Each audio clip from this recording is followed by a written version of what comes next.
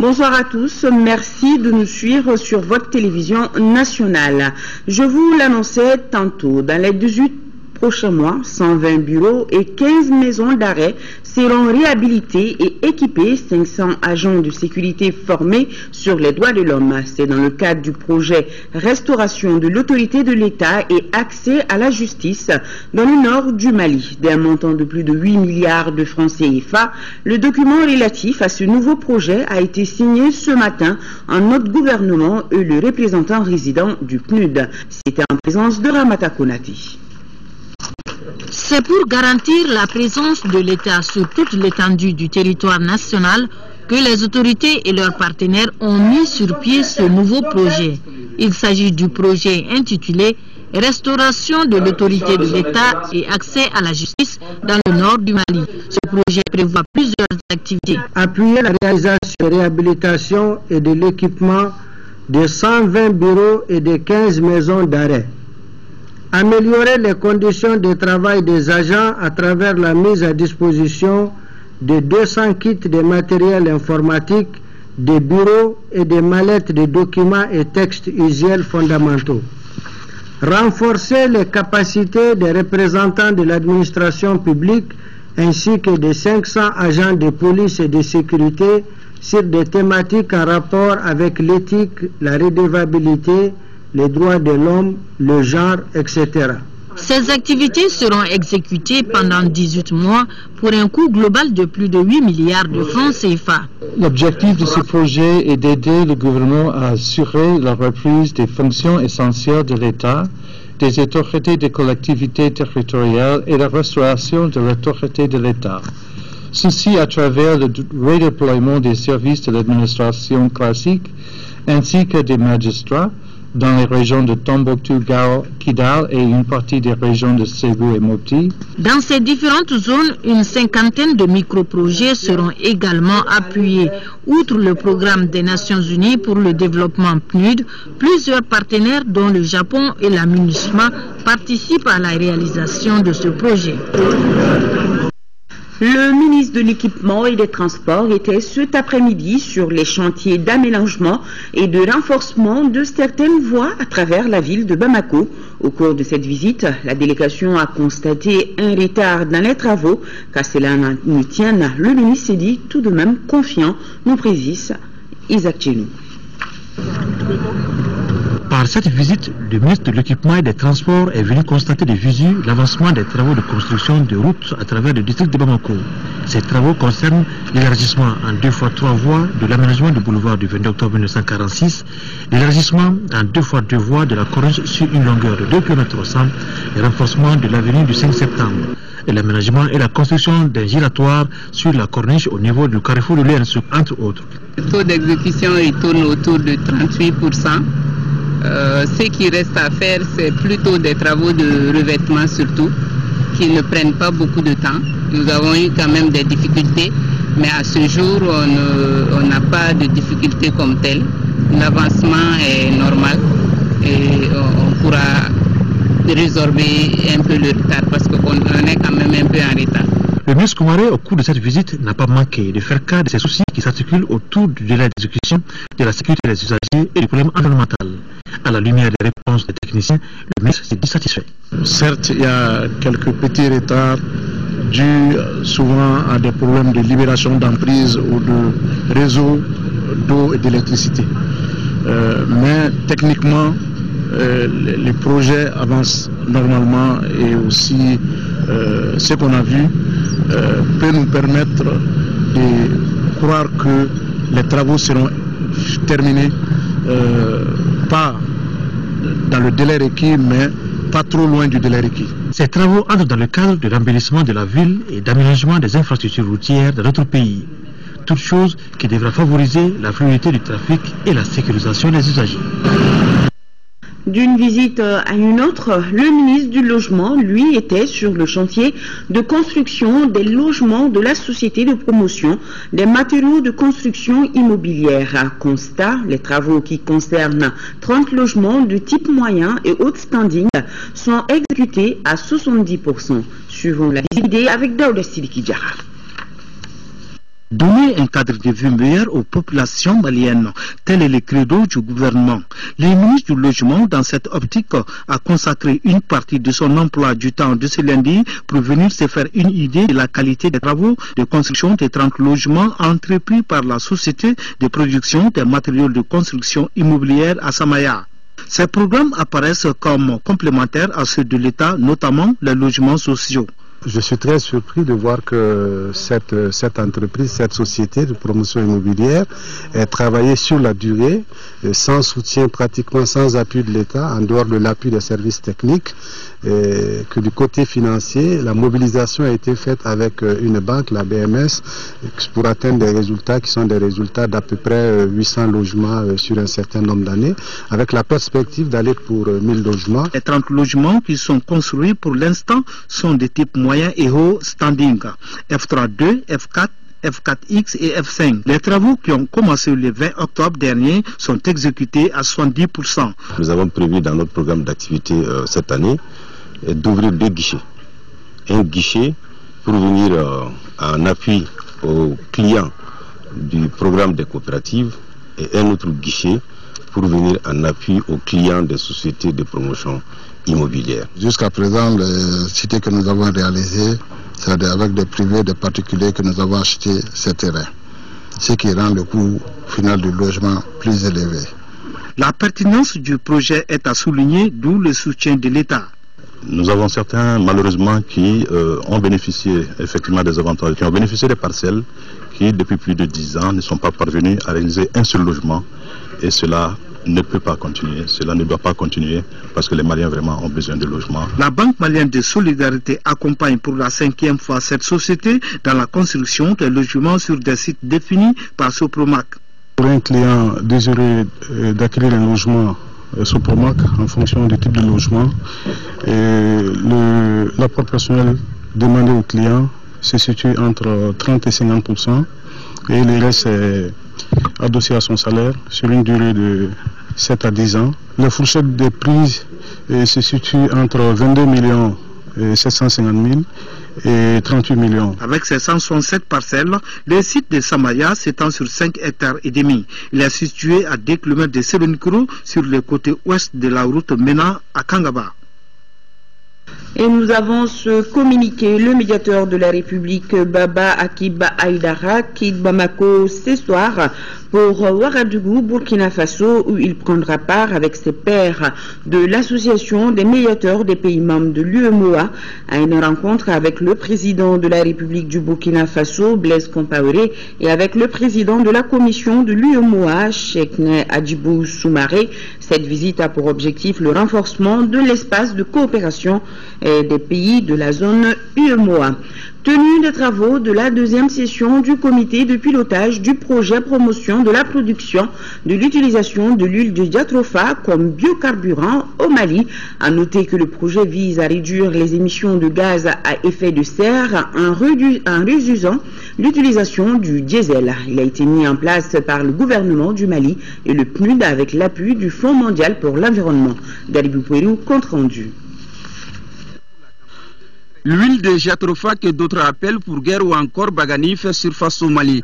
Les membres du comité de pilotage sont réunis pour valider les rapports d'activité 2013 et le plan de travail de l'année en cours. La promotion d'une énergie propre, abordable et accessible pour tous est vue comme une condition essentielle à l'éradication de la pauvreté, à la croissance économique et à la réduction des changements climatiques. Comme le dit Mme Hélène Clark, qui est l'administrateur du PNUD, je cite, « Élargir l'accès durable et abordable d'énergie pour tous est une priorité essentielle pour le PNUD. Nous nous engageons à jouer notre rôle dans la campagne internationale pour y parvenir. » Le biocarburant est l'une des alternatives aux carburants fossiles selon le ministre de l'Énergie et de l'Hydraulique. Il constitue pour le ministre Keïta une énergie économique moins polluante, mais aussi source d'emploi. Les enjeux pour le biocarburant durable sont d'ordre institutionnel, technique et financier. L'un des enjeux de ce projet est de capitaliser les expériences des acteurs, lever les entraves institutionnelles, techniques ou économiques et offrir les supports nécessaires à leur production à l'échelle nationale.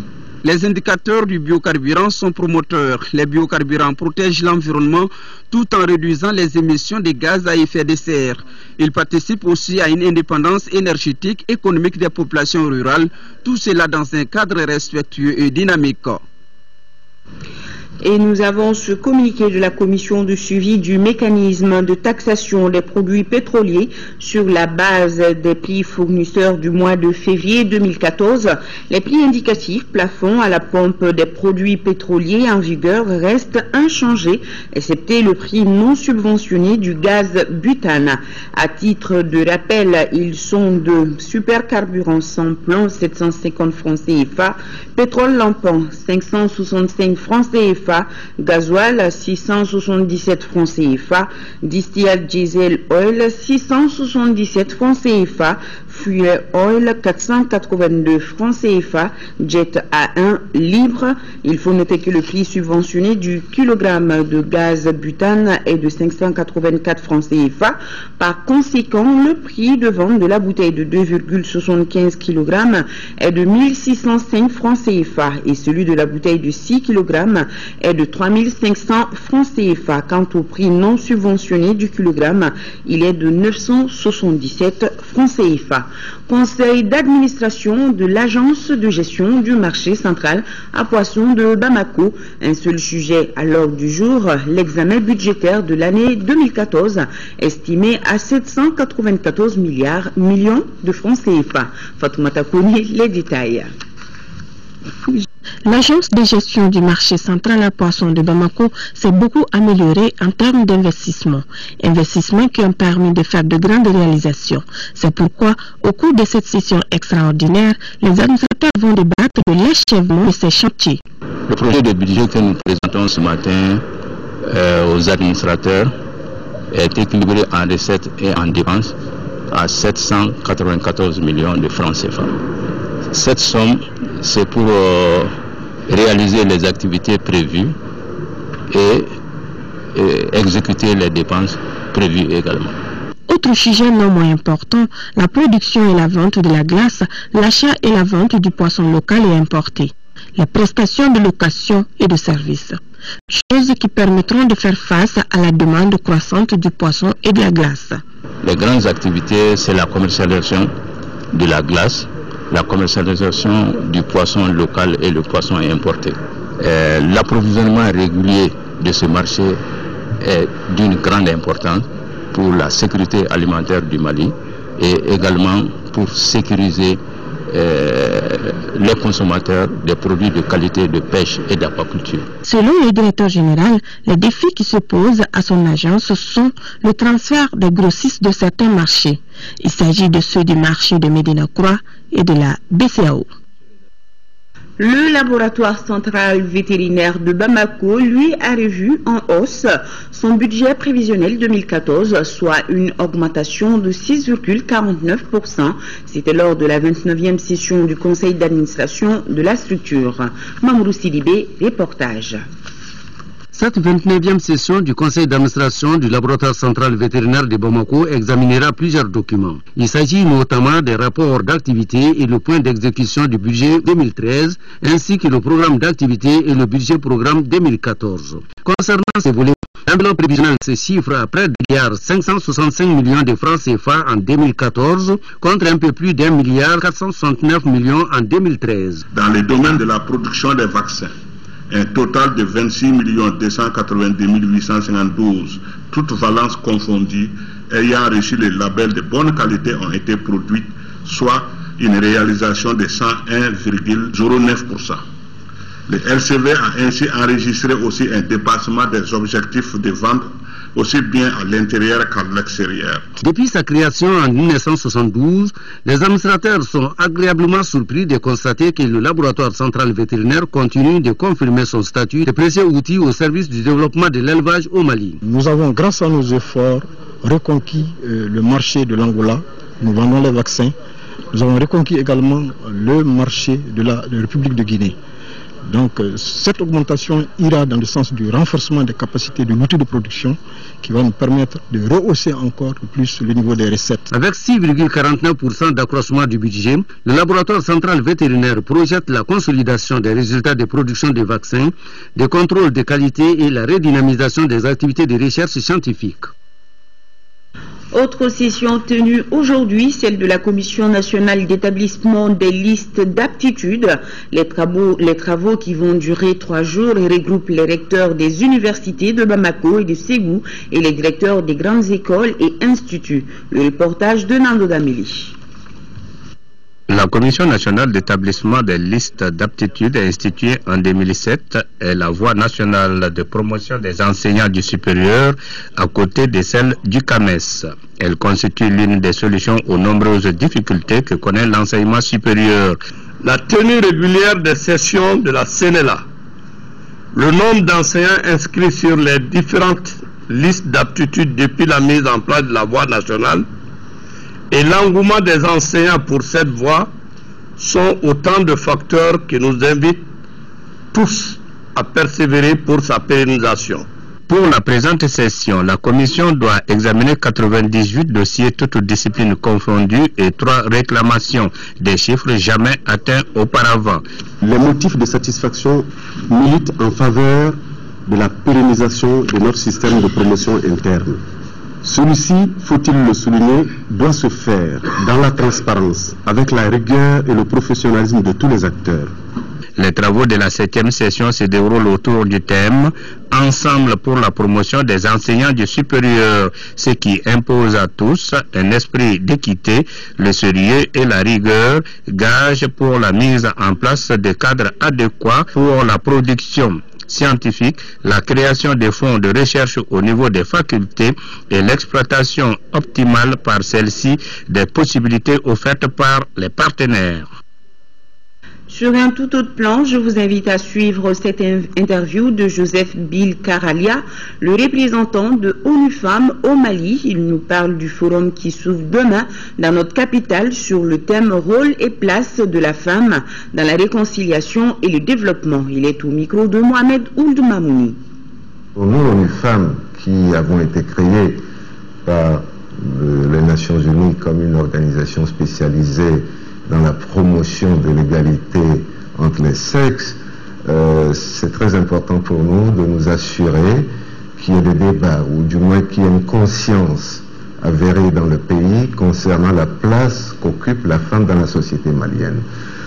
Comme vous le savez, depuis toujours, la femme malienne a joué un rôle important dans la vie du pays, mais nous constatons néanmoins que la femme malienne n'a pas toujours été associée aux très grandes décisions. Alors c'est pour ça que nous sommes vraiment heureux que cette thématique ait été incluse dans ce forum pour que les gens puissent en discuter de façon très ouverte. Si vous prenez tout ce qui a trait à la participation de la femme dans la vie du pays et donc sa participation aux prises de décisions qui affectent sa vie et la vie de la nation, on se rend compte que la participation de la femme est très faible. Vous savez par exemple qu'au niveau du Parlement, il n'y a que 9,6% de femmes qui sont membres du Parlement. Ce sont des endroits où des décisions importantes sont prises en ce qui concerne sa vie à elle, mais la vie de toute la nation. Nous pensons que des débats tels qu'ils vont être menés dans le cadre du forum pourront sensibiliser davantage toute la population. Le Bureau politique national de la Convention nationale pour une Afrique solidaire, Sinas Faso RE, et l'Union pour la République et la démocratie, suite à l'assassinat de 30 civils Touaregs à Tamkoutak, près de Gao, et adressent leurs condoléances les plus émues aux familles des victimes et demandent au gouvernement à mettre tout en œuvre pour traquer, arrêter et déférer devant la justice les auteurs de ce crime crapulé. L'actualité hors de chez nous, direction la République centrafricaine où rien ne va plus. Scène de pillage, musulmans en fuite, assassinat de personnalités publiques, bref, un véritable carnage.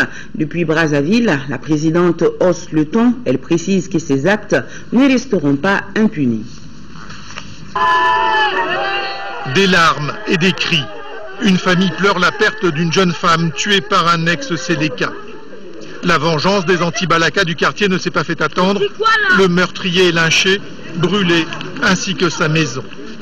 Une scène devenue familière dans la capitale centrafricaine où ce week-end une dizaine de personnes a été tuées, dont un député froidement abattu par 2 hommes à moto. Depuis Brazzaville, la présidente centrafricaine multiplie les menaces. Un certain nombre de personnalités ont posé des actes répréhensibles. Ils répondront de ces actes-là. Je n'ai pas à protéger, moi, des bandits de grand chemin ou des politiques véreux ou des agitateurs qui ont amené ce pays dans la situation que nous connaissons en ce moment. Sur le terrain, les forces françaises sangaristes comme africaines sont dépassées. Les militaires rwandais de la MISCA ont tué ce jeune anti-Balaka qui voulait brûler le cadavre d'un musulman, mais cela n'empêche ni les règlements de compte, ni le pillage. La communauté musulmane, accusée d'avoir soutenu l'ancienne rébellion, est aujourd'hui la cible principale des attaques. Notre plus grande crainte est que dans quelques semaines, il n'y ait plus de musulmans à Bangui et dans l'ouest du pays.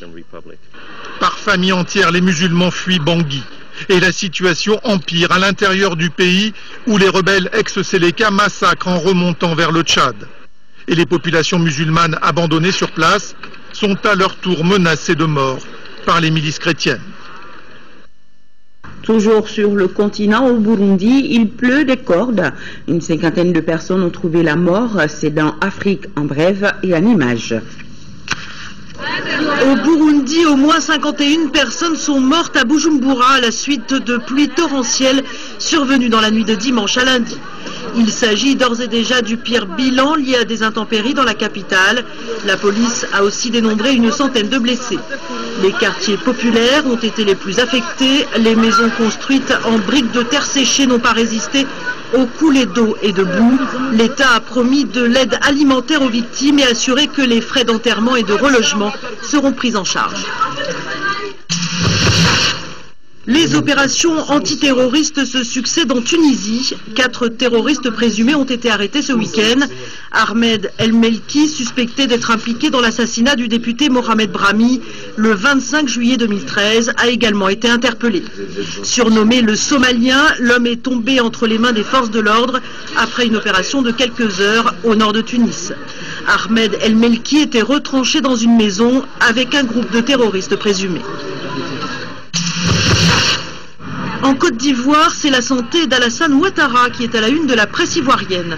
Le chef de l'État aurait subi une intervention chirurgicale en France où il s'est rendu pour une visite privée depuis quelques jours. Selon la présidence ivoirienne, l'intervention chirurgicale liée à une sciatique s'est bien déroulée et le chef de l'État se porte bien. Alassane Ouattara est âgé de 72 ans, élu président en décembre 2010. Il a déjà annoncé sa candidature pour la prochaine élection qui se tiendra en octobre 2015.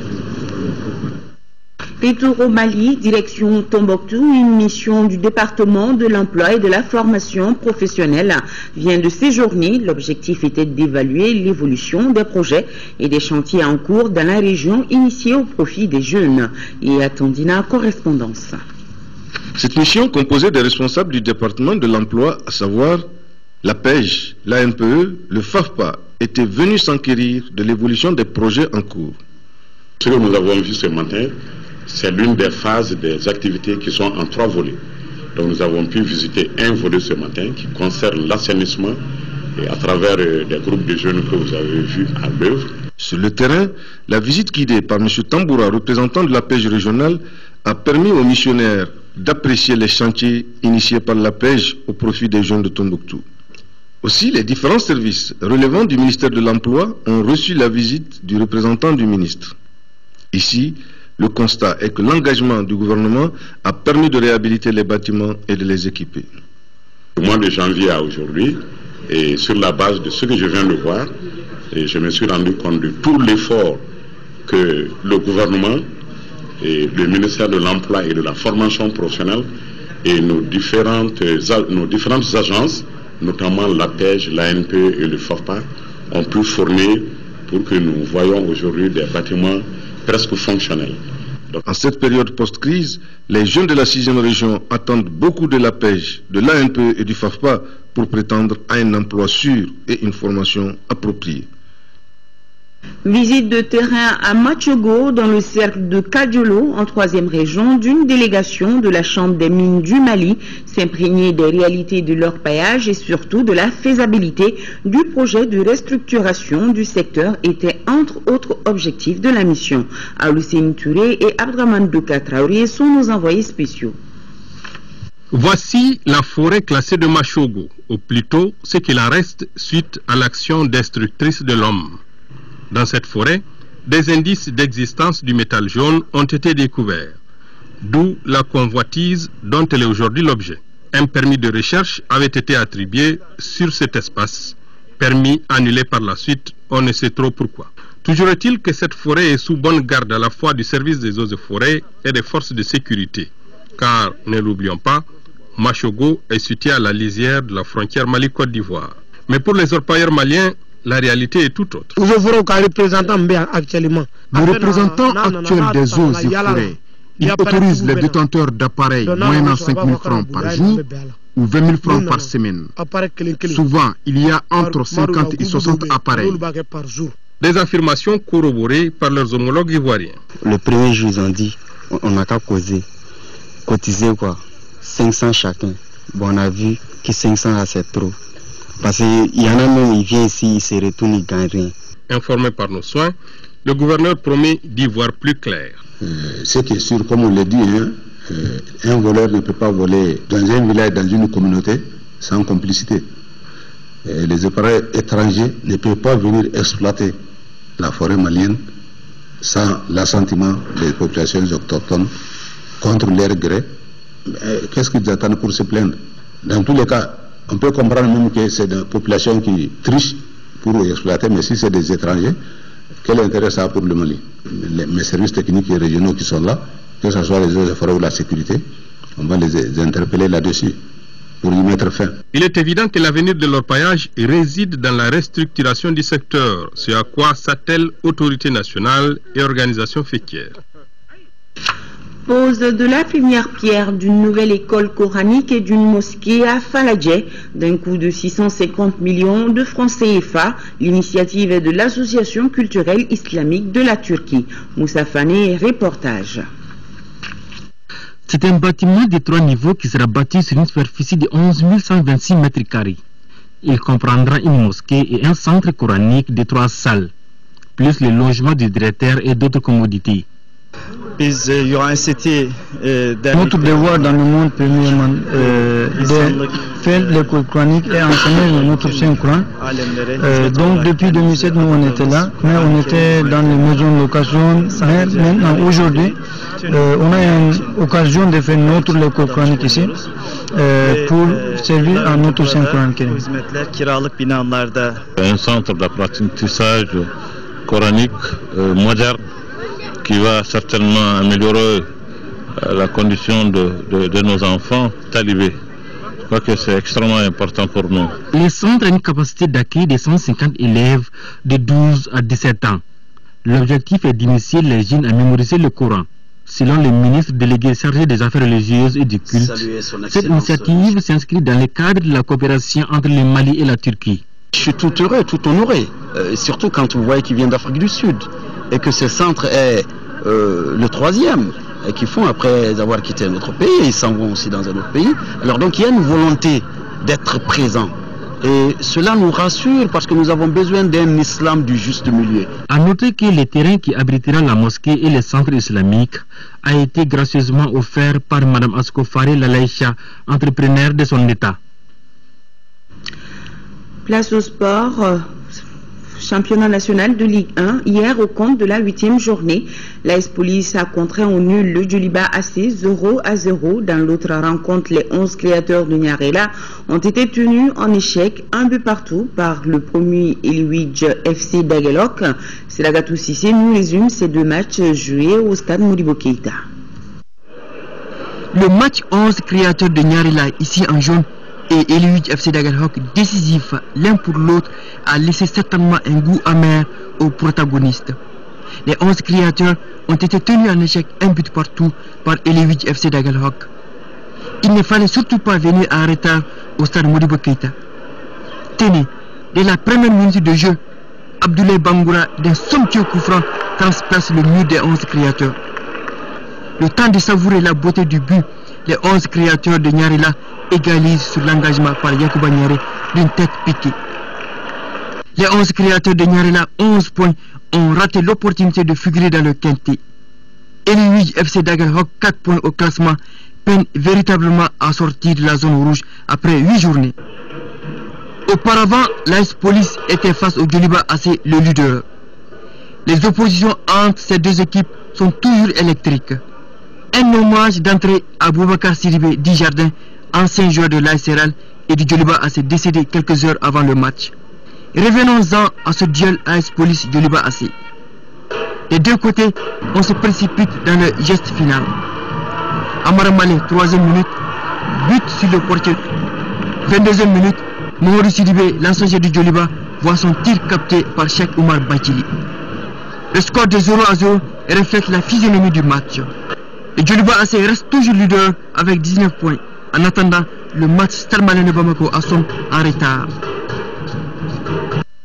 À présent, la chronique santé, elle touche ce soir à un problème de santé publique par inadvertance ou par accident s'il vous arrive d'avaler des produits chimiques. C'est à vous qu'on s'adresse ce soir. Ces produits chimiques peuvent endommager l'œsophage et l'estomac. Ils peuvent également aboutir à ce qu'on appelle une sténose caustique. La sténose, rappelons-le, peut empêcher le malade d'avaler même sa salive. Tessera Dambili nous en dit plus. Suivons-le.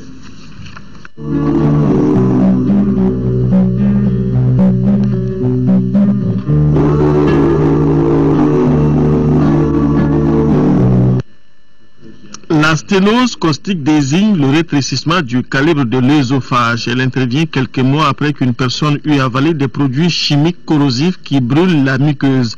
Les personnes souffrant de pareils problèmes au Mali sont de plus en plus nombreuses.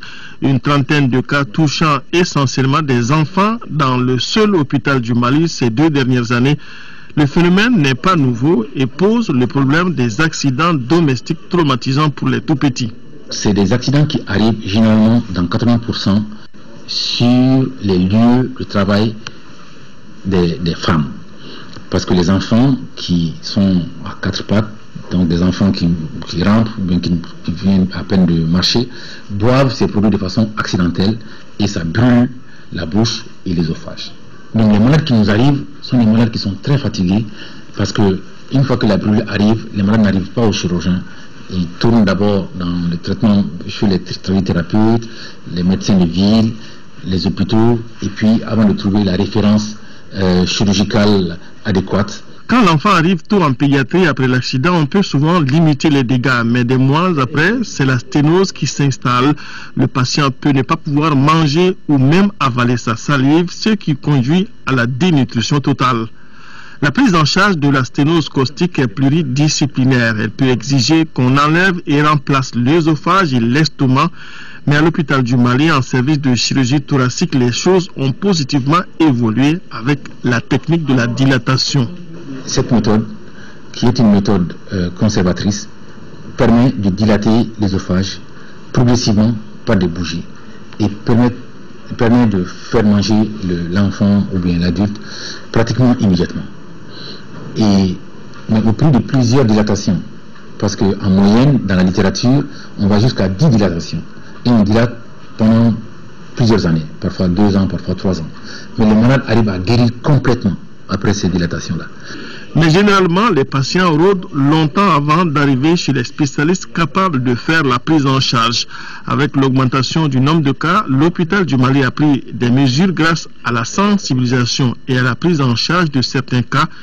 Mais au Mali, les produits chimiques incriminés dans les intoxications ne sont pas bien emballés et ne sont pas vus comme tels, ce qui fait que le risque reste entier chez les enfants des teinturières, des coiffeuses et des producteurs de savon.